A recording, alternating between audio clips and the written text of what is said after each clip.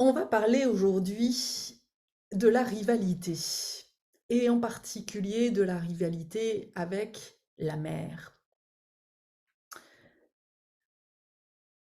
Si tu es une femme, ça se joue en particulier entre femmes. C'est en tous les cas ce que j'ai observé, surtout chez les hypersensibles.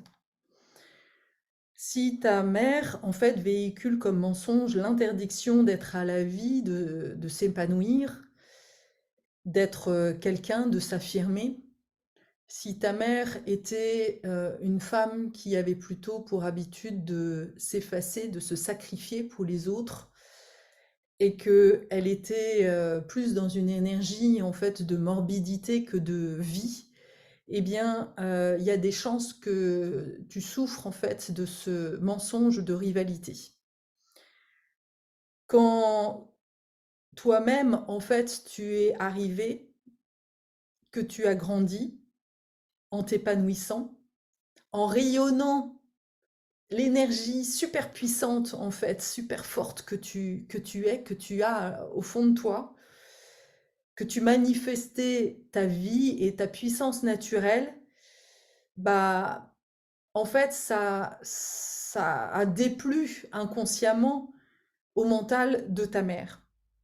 C'est venu, tu es venu, en fait, lui montrer la lumière, tu es la lumière, et c'est comme si, en fait, tu viens euh, lui mettre un coup de projecteur en pleine tronche de ce qu'est la vie. Et en miroir, évidemment, elle voit ce qu'elle n'est pas. En voyant, en fait, la vie que tu es, elle a pris conscience de la vie qu'elle n'était pas. Et ça, pour elle, ça a été insupportable. Tu étais là en fait, et c'était ta fonction de lui montrer quelque part qu'est-ce que c'est que de vivre en fait. Tu étais là pour justement lui rappeler ça en tant que guérisseuse, en tant qu'enfant thérapeute quelque part. Euh, il y a souvent des contrats d'âme comme ça entre enfants. Moi, je l'ai vu avec mes enfants, mais il y a certains parents qui ne supportent pas et ne sont même pas capables justement d'accueillir la lumière en fait de qu'est leur enfant en fait. Et donc du coup, tu dois le payer. Tu dois le payer, et à chaque fois en fait que ta mère posait les yeux sur toi, eh bien elle contemplait ce qu'elle n'est pas en fait. Donc tu dois le payer. Et pour qu'est-ce qui se passe en fait quand l'enfant, quelque part, dépasse la mère et que c'est insupportable? Bah, la mère, en fait, toi, tu es là pour que la mère remonte, en fait, tu vois, et lui apporter cette vibration, l'aider justement à, à trouver sa puissance, à trouver sa lumière intérieure. Et pour elle, c'est pas possible. Et donc, la seule chose qui est envisageable pour elle, c'est quoi? Bah, c'est te rabaisser. C'est te rabaisser, et elle n'a va avoir de cesse que de faire ça, que de poindre en fait ce que tu n'es pas, ce que tu ne fais pas, et de, de vraiment, ouais, de manière à ce que tu ne représentes plus un danger pour elle en fait. D'être hors de danger en fait. Elle va te mettre hors de danger, donc du coup elle va tout faire pour castrer et éclipser justement cette lumière en toi. Tu vois, t'es comme un soleil, et en fait il y a voilà, la lune, la mer noire en fait qui vient non, éclipser. Et donc du coup, ça se manifeste comment? Parce que souvent, bah, c'est pas une dévalorisation directe. Ça peut être très subtil. Ça peut être, par exemple, le fait de ne pas t'autoriser d'acheter des vêtements beaux, de te montrer que toi, tu n'as tu ne mérites pas des choses belles, de valeur, alors que tes sœurs, par exemple, peuvent l'avoir. Ça va être aussi dans une façon de te traiter de manière différente que de tes sœurs. Euh, et parce que voilà, il faut pas qu'elle paraisse la méchante. Donc ça va être subtil. Ça peut être par exemple quand tu te retrouves toute seule avec elle, mais pas en groupe. Euh, Ça peut être, alors ça peut être aussi des parents qui achètent, les mêmes choses que toi ou qui essayent de te copier. En tous les cas, c'est une mère qui du coup va pas beaucoup te faire de compliments et au contraire, à chaque fois que tu vas avoir à cœur justement de l'aider, de lui rendre service ou etc., ça ne sera jamais assez. Voilà. Ce jamais assez, souvent, il prend sa source là, en fait. Et elle peut aussi, cette rivalité peut avoir une deuxième cause. Et là, je te laisse sentir si ça résonne chez toi. Si tu as une particulièrement bonne relation avec ton père, mais que justement il y a un Oedipe un peu perverti entre père et fille, eh bien, la mère, du coup, va se mettre en rivalité avec la fille parce que finalement, de manière symbolique, tu es en train de lui voler son homme, en fait. C'est-à-dire qu'il y a une relation très complice, en fait, avec ton père. Et donc, bah, ça déplaît à ta mère parce que justement, elle n'arrive pas à se mettre en lien avec ton père. Et à ce moment-là, eh bien, le, tu vas, tu vas devoir le payer en fait. Tu vas encore le payer. Alors, petite parenthèse, mais ça, je referai peut-être une vidéo à un moment donné justement sur cette Oedipe pervertie. Euh, il y a passé un âge justement de la puberté où normalement le père doit mettre un peu de distance, quoi. Un père qui est amoureux de sa fille, c'est normal quand la petite fille elle a 4 ans, mais quand elle a commencé à avoir 11-12 ans, c'est plus normal. Donc là, il y a quelque chose aussi de la manifestation de la mère qui est quand même comme une réaction, mais normalement elle devrait quelque part éduquer et montrer à son père qu'il y a quelque chose de pas juste en fait, mais pas de faire payer la fille en fait. Elle devrait justement avoir un dialogue avec le père pour harmoniser ça, mais que ça soit pas la fille qui le paye. Ça par contre c'est pas du tout normal en fait. Donc si tu as grandi avec cette rivalité, qui va être évidemment particulièrement, et donc qui va développer cet esprit de compétitivité, voilà, qui va être nourri évidemment par le système scolaire et la société en général. Comment ça va se manifester? Bah, tu vas sûrement en fait éprouver des difficultés à faire des choses en fonction de ce que tu éprouves et ce que tu penses profondément. C'est-à-dire que quand justement tu vas te retrouver à cette croisée des chemins dans lequel nous sommes, là où, en ce moment où nous sommes invités à nous individuer de plus en plus, à aller chercher en fait ce qui est unique en toi, ben en fait, toi tu te dis mais c'est quoi en fait ce qui est unique en moi? Parce que tu as tellement été tout le temps activé et habitué à avoir cette comparaison, et bien que finalement tu sais plus en fait ce qui est de toi, tu ne connais pas en fait ta singularité, tu ne connais pas, tu n'arrives pas à définir en quoi tu es unique. Ça c'est vraiment le schéma très classique et parfois même tu sais même plus tes besoins en fait. Tu connais pas tes besoins profonds puisque ils ont été éclipsés par ceux de ta mère. Donc ça aussi, c'est un symptôme qui est très, très flagrant. Évidemment, bah, tu ne fais que te comparer. Tu tout le temps, tu as toujours l'impression de ne pas être assez ou d'être trop, éventuellement. Tu as peur d'être trop, d'ailleurs. Ça se manifeste très bien. On va le voir après. D'ailleurs, comment ça peut se manifester après en tant qu'adulte. Et puis, tu attends toujours le, le retour de l'autre, tu attends la validation de l'autre, tu attends le jugement, mais évidemment la reconnaissance, t'espères être, tu as besoin de la validation de l'autre pour pouvoir exister.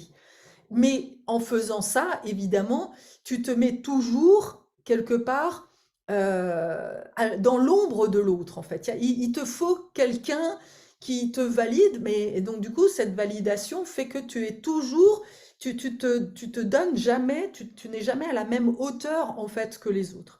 Et puis, tu peux éprouver du ressentiment quand l'autre réussit. Si tu as une amie, en fait, une meilleure amie qui réussit alors que toi, bah, pour le moment, tu y es pas, eh bien, bah, ça va te sembler vraiment douloureux en fait. Tu vas là encore, ça vient te blesser dans, bah oui, moi je suis pas assez en fait.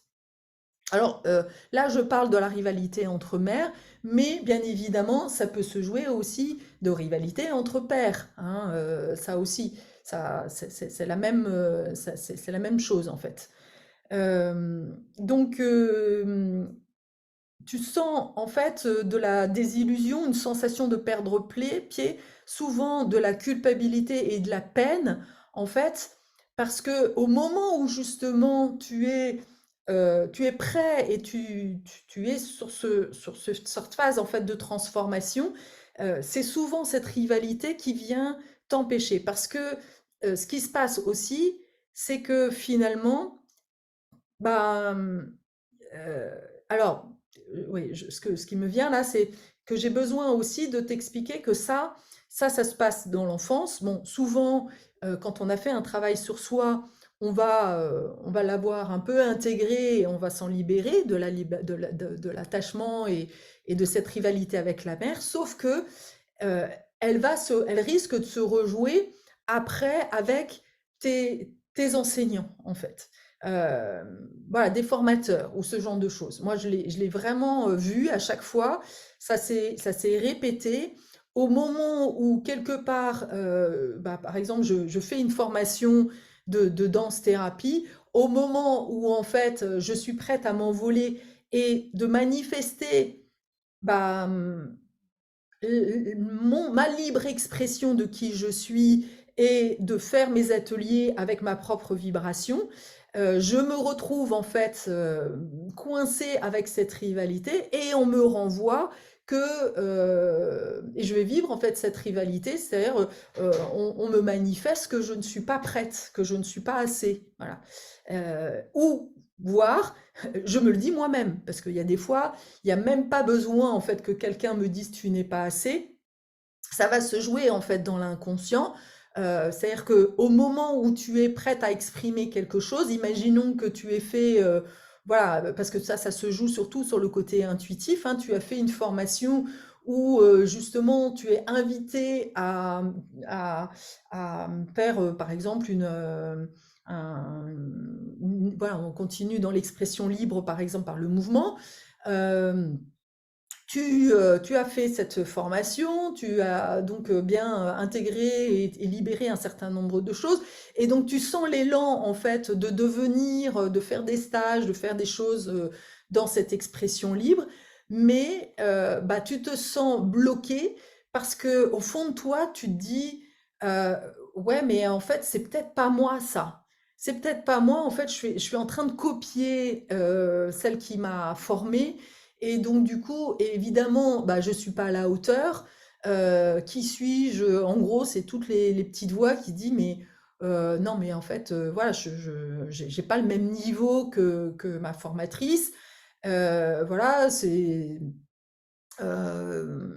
je suis en train de lui prendre la place. Enfin, voilà, tout ce genre en fait de petites voix qui finalement vont venir bloquer en fait la réalisation de ton être en fait. Au moment de te propulser, eh bien tu te dis bah non, je peux pas parce que je suis pas à la hauteur. Voilà, je suis pas à la hauteur de ce qu'on m'a enseigné parce que, encore une fois, tu as mis ta formatrice ou ton formateur sur un piédestal, comme tu as mis ta mère, évidemment. Tu as mis cette formatrice tellement sur un piédestal et voilà, et elle t'a apporté certainement beaucoup, en fait, que finalement tu ne te sens pas digne, en fait. Tu vois, il y a vraiment cette histoire, là aussi, hein, dans notre éducation judéo-chrétienne, je ne suis pas digne de te recevoir. Mais en fait, dans la religion, on ne nous a pas dit ça du tout, mais ça se rejoue, en fait. Euh, et donc, à ce moment-là, c'est vraiment important eh bien d'accepter aussi, de prendre du recul, de prendre de la hauteur et peut-être d'avoir une vision un peu plus objective en fait de ton enseignante et de voir que bah, même si elle t'a apporté beaucoup, même si tu lui reconnais un énorme talent en fait dans ce qu'elle t'a transmis, eh bien il y a sûrement d'ailleurs des aspects d'elle sur lequel tu vois que tu as fait mieux, en fait. Ça peut être justement bien dans cette histoire de rivalité.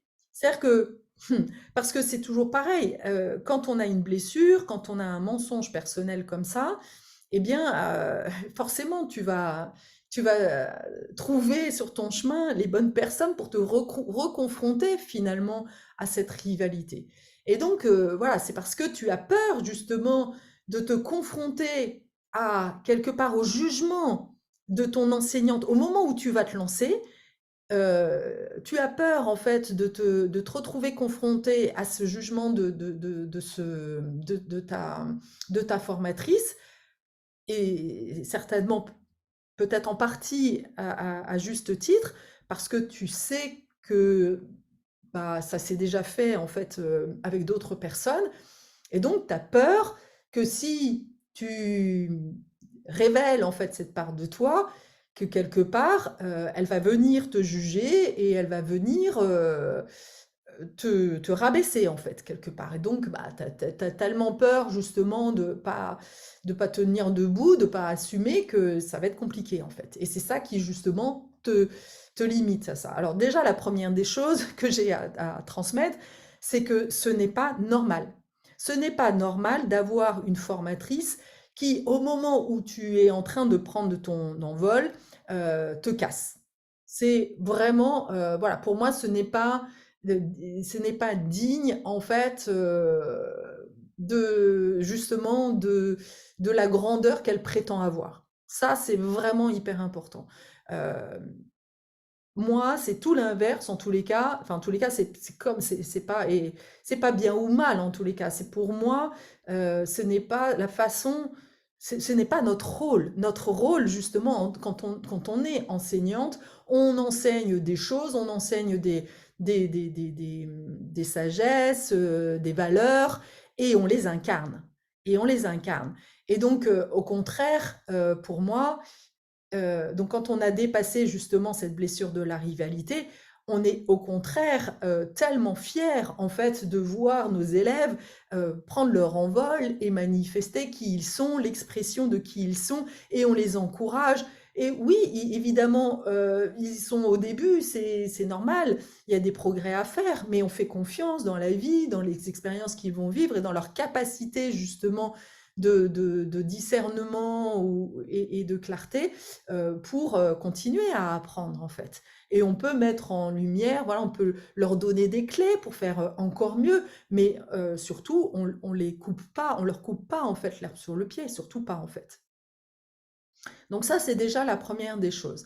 Et puis la deuxième des choses, c'est justement de voir peut-être que tu as mis cette enseignante sur un pied, sur un pied d'estal et que bah, c'est une femme comme toi et moi et que elle aussi, elle a ses parts d'ombre, qu'elle aussi, elle a encore des choses à travailler et tu es souvent tu as souvent une grande clarté en fait par rapport à ça. Tu vois clair dans son jeu et c'est ok. Voilà, c'est ok. Elle a su faire avec justement tes parts d'ombre et elle t'a beaucoup accompagné là-dessus.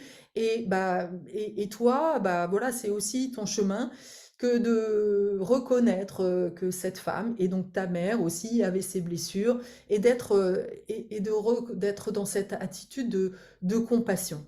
Maintenant, la deuxième chose qui est hyper importante pour moi de te transmettre, c'est que soit tu vas quelque part continuer à attendre d'elle, et tu vas avoir tellement peur du jugement et tellement peur de te faire tacler que du coup, bah, qu'est-ce qui risque de se passer si tu restes dans cette peur? Bah, tu ne vas pas éclore et tu ne vas pas vibrer ta véritable fréquence. Et donc, à un moment donné, tu vas de toute façon le payer dans ton corps, voilà, ça va se manifester. Et, euh, et la deuxième chose, c'est que si tu le fais, et c'est ça, c'est là où je t'invite à aller sentir à l'intérieur de toi qu'est-ce qui va se passer, qu'est-ce qui se passe en fait si tu le fais en fait, si tu oses révéler, exprimer ce qui est là pour toi et qui est juste pour toi en fait. Et de vraiment sentir à quel point bah, tu as peur de la perdre en fait. Parce que c'est ça, la blessure et ce qui fait très mal, c'est qu'on a tellement peur justement de perdre celle qui nous a accompagnés, celle qui a joué justement ce rôle de maman, qui nous a maternés, que souvent on peut s'empêcher justement de prendre notre envol en fait. Et il y a juste vraiment à aller ressentir ça au plus profond de soi, cette peur de perdre l'autre. euh, Et juste ça, en fait. Il y a juste ça. Parce qu'une fois qu'on ressent, qu'on a touché du doigt cette blessure, eh bien, on va naturellement se libérer quelque part de cette rivalité de ta mère à ta mère. Tu vas naturellement aussi te libérer de la morbidité qui y est attachée, évidemment. Euh, Tu vas te libérer de l'interdiction d'être vivante et de le manifester. Tu vas aussi te libérer de l'obligation d'être complice avec ta mère, et tu vas te libérer de la rivalité en tant que modèle de fonctionnement. Et en faisant ça, eh bien, tu vas vraiment retrouver ta capacité à te référer à toi-même, à devenir ton propre maître, ta propre déesse en fait intérieure, et à manifester la vie et à l'exalter, à être dans l'extase, à jouir de la vie. Tu vas retrouver ça en fait, le chemin. Euh, et évidemment, tu vas récupérer ton droit à récupérer la place, ta juste place en fait, qui te revient, sans avoir, voilà, sans culpabilité. Parce que quoi qu'il arrive, quoi qu'il se passe, tu ne seras jamais, en fait, comme ton enseignante ou comme ta mère ou comme personne. Même si tu fais la même chose, en fait, que celle qui t'a enseigné, même si tu dansais, en fait, sur la même musique, ça ne sera jamais la même chose. Parce que ton énergie est unique, parce que ta couleur est unique, parce que ton histoire est unique, parce que tout ce que tu as vécu, justement, c'est ça que tu mets dans ta danse, tu comprends? Et c'est ça, moi, que j'encourage chacun à venir exprimer ça.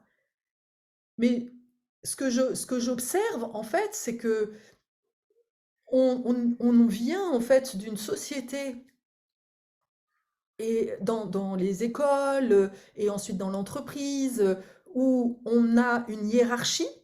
Donc voilà, il y a toujours une hiérarchie. Donc de toute façon, tu dois toujours te référer à quelqu'un de supérieur. Et quand tu fais le saut, quand tu oses justement aller à la recherche de nouveaux repères, de nouveaux modèles, et que tu vas explorer cette notion d'expression libre, eh bien, en tous les cas, dans mon expérience, eh bien, à chaque fois, je me suis retrouvée face à des personnes qui enseignait l'expression libre et qui enseignait l'expression libre de chacun, qui nous aidait justement à accoucher de nous-mêmes, mais au moment où on le manifeste, c'est ah ben non, non, là, t'es en train de faire la même chose que moi, tu es en train de venir sur mes plates-bandes et tu n'as pas le droit. Waouh! Et donc, du coup, bah, finalement, tu te retrouves en fait piégé par ces histoires, en fait, on est sans arrêt en train de te comparer. Et finalement, bah oui, il n'y a presque jamais personne pour quelque part honorer la, la beauté, la grandeur de l'unicité de qui tu es, parce que finalement, tout le monde a peur qu'on leur pique la place. Et y compris dans le milieu spirituel, y compris dans le milieu chamanique. Et ça, moi, j'avoue que c'est quelque chose qui m'a énormément surpris parce qu'il y a beaucoup d'enseignants en fait qui ont à cœur de créer des communautés, de créer oui, des universités ou ce genre de choses, et de transmettre. Ils veulent transmettre et à la fois, bah, la façon dont ils transmettent, tu as l'impression que de toute façon, tu seras jamais à la hauteur du maître. Ils te laissent pas transmettre avec ta propre couleur. Ils voudraient que tu transmettes comme eux, en fait. Mais ça, c'est pas possible, en fait. On n'est pas là pour faire des clones. On est là justement pour que chacun ait d'accepter de la même manière que en tant que mère, tu n'es pas là en fait pour faire des clones d'enfants. En fait, tu n'es pas là pour faire tes enfants à, ta, à, à ton énergie, à ton identité. Tu es là pour accompagner l'enfant à être l'être unique qu'il est en fait. C'est la fameuse citation de Khalil Gibran que j'adore. Nos enfants, nos enfants ont à nous enseigner. Et c'est pareil parfois enfin, oui, pour nos stagiaires, nos élèves. Ils ont à nous enseigner, ils ont aussi à nous transmettre. Et moi, c'est ça que j'adore en fait dans l'enseignement, c'est de recevoir aussi des clés, des choses qui sont issues de l'histoire de mes clients, voilà, de tous ceux qui font que j'accompagne dans cet enseignement. Mais ma mission à moi, c'est de voir la beauté, ouais, la fleur unique en fait qu'ils sont sur cette terre. Et pourtant, voilà, je fais le constat que c'est pas quelque chose de très fréquent, euh, que peu d'enseignements ont la conscience d'avoir cette difficulté de donner la place. Alors, tout est juste, hein, quand tu fais l'expérience, quand tu fais cette expérience-là, c'est que justement, bah, c'est certainement que que tu fais peut-être partie d'une famille, voilà, qui aujourd'hui, tu as certainement dépassé le maître et que du coup, bah, c'est OK. Tu as dépassé le maître, tu as ça en plus et c'est important que tu te le reconnaisses toi-même, en fait. Mais ça, c'est vraiment pas facile parce que on a souvent besoin en fait d'un miroir de quelqu'un justement pour reconnaître que tu as dépassé le maître en fait. Et on est sans arrêt en train de chercher quelque part nos miroirs de qui nous sommes. Et voilà, et à la fois, je crois que c'est aussi un chemin individuel que d'aller honorer vraiment et de le sentir vraiment dans le corps. Heureusement, aujourd'hui, j'ai le sentiment que, et je les vois autour de moi, il y a de plus en plus de nouvelles, des personnes qui ont cette conscience et qui ont tellement justement souffert de cette rivalité. Et c'est d'ailleurs avec ça que j'ai envie de clore en fait cette vidéo. C'est que si le bénéfice d'avoir beaucoup souffert en fait de cette blessure et de ce mensonge de la rivalité, c'est que du coup, en t'en libérant, tu vas offrir justement aux personnes que tu vas accompagner vraiment cette capacité de voir la beauté en l'autre sans te sentir rabaissé en fait. Et ça, c'est génial. Tu vas faire, tu vas pouvoir faire l'expérience, tu vas pouvoir aider en fait les tiens, les femmes notamment à être vues et reconnues par une autre femme que tu es et sans qu'elle voie en fait cette rivalité. Et en cela, tu vas devenir une guérisseuse. Tu es une guérisseuse de rivalité parce que tu en as tellement souffert, tu vois. Et ça, c'est tellement précieux. C'est vraiment tellement précieux. Et j'honore vraiment toutes les belles personnes qui sont autour de moi, qui ont cette capacité de d'honorer voilà qui je suis et d'avoir cette capacité à voir ouais, la splendeur de qui je suis sans se sentir étouffée ou amenuisée parce que je fais la même chose avec elle en fait. C'est ça quand on se reconnaît chacune comme étant un phare pour le monde, bah, il y a plus de comparaison en fait. Là, on est dans une autre société, on est contente justement de voir que chacun brille son énergie propre et il n'y a pas de plus ou de moins, c'est juste, on est juste différentes et point barre quoi. On est dans notre unicité et c'est magnifique. C'est vraiment magnifique parce que on reconnaît en quoi la personne elle est unique en fait. Parfois, on n'arrive même pas à le définir, mais on sait que cette personne-là est bonne pour nous, quoi, en fait. Voilà ce que j'avais à transmettre aujourd'hui dans ce beau jour en fait de l'ascension, parce que je crois vraiment que cette blessure de la rivalité, elle peut nous empêcher justement de nous élever, voilà, de nous élever, de reconnaître la grandeur de qui nous sommes. Et si tu as du mal à vraiment te sentir une belle personne, si tu as du mal à reconnaître tes qualités, si tu as du mal à reconnaître tes talents qui sont uniques, ton unicité, alors vraiment, je t'invite à aller visiter, méditer, contempler sur ce thème de la rivalité parce que c'est certainement quelque chose qui est à l'œuvre dans ton parcours dont tu dois te libérer, un mensonge dont tu dois te libérer pour t'autoriser encore une fois à révéler l'être unique que tu es. Alors, je te souhaite voilà, une belle exploration sur ce sujet et je te dis à très bientôt.